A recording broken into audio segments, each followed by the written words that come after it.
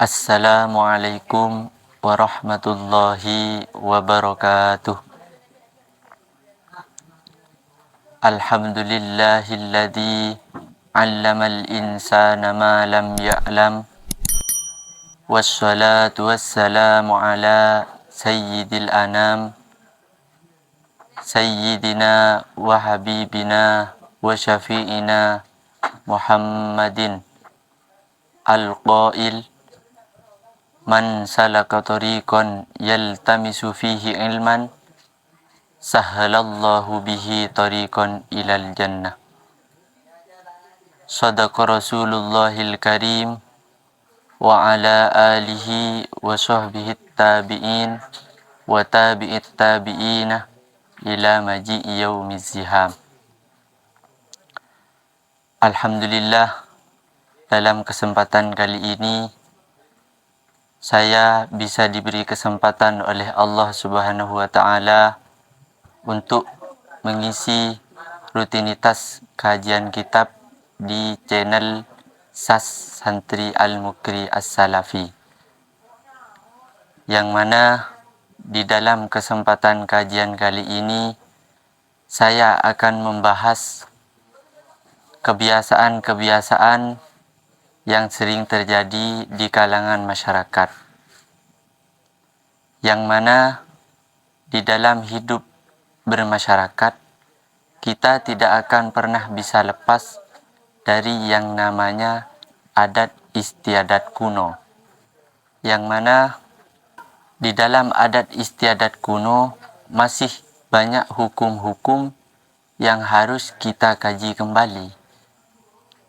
Apakah adat istiadat tersebut berjalan sesuai dengan hukum syariat atau bahkan bertolak belakang dengan hukum syariat? Jadi di dalam hukumnya perlu kita kaji kembali. Seperti halnya adat istiadat yang cukup menyeluruh di kalangan masyarakat, ialah meletakkan makanan dan bunga di tempat-tempat tertentu, seperti halnya di jalanan simpang 4, di bawah pohon, atau bahkan di rumah, yang mana tempat-tempat tersebut terkenal dengan keangkerannya. Kalau menurut orang Madura itu, kalau menurut bahasa Madura itu berit. Jadi tempat tersebut terkenal angker. Dan tujuan dari peletakan sesajen tersebut ialah persembahan untuk jin dan makhluk halus lainnya. Jadi hukum daripada peletakan sesajen ialah tidak diperbolehkan, karena termasuk dari kategori tabdirul mal, yakni membuang-buang harta. Yang mana yang dikatakan tabdirul mal ialah syarful mal fi ghairi masyrifihi, yakni menggunakan harta di lain tempat penggunaannya. Kenapa bisa dikatakan menggunakan harta di lain tempat penggunaannya? Karena tidak ada manfaat sedikit pun yang kembali kepada orang tersebut, baik kembalinya manfaat tersebut di dunia maupun di akhirat. Juga alasan daripada keharuman sesajen karena termasuk daripada kebiasaan orang jahiliyah, seperti yang ada di dalam kitab Sirajul Arifin. Bismillahirrahmanirrahim. Amma wad'ut ta'ami wal azhari fit turuki awil mazari'i awil buyuti liruhil maiti wa ghairihi fi ayyamil idi wa yaumil jum'ati wa ghairihima Fakullu dhalika minal umuril muharramati wa minal adatil jahiliyati wa min amali ahli syirki. Jadi di dalam kitab Sirajul Arifin diterangkan bahwa alasan daripada diharamkannya sesajen karena termasuk dari kebiasaan orang jahiliyah. Dan bahkan kalau orang yang meletakkan sesajen tersebut beranggapan bahwa peletakan tersebut yang bisa mendatangkan keselamatan atau kesembuhan, maka orang tersebut bisa kafir. Dan juga yang perlu kita kaji hukumnya ialah kebiasaan yang sudah mendarah daging di kalangan masyarakat, seperti rokat. Rokat adalah suatu acara yang bertujuan untuk menangkal musibah, jin, dan lain semacamnya. Sebenarnya, rokat itu dikutip dari bahasa barokah. Dan hukum asalnya ialah sunnah. Karena tujuan daripada rokat tersebut hanya mengharap barokah dari Allah Subhanahu wa Ta'ala. Dan biasanya di dalam rokat tersebut ada penyembelihan hayawan.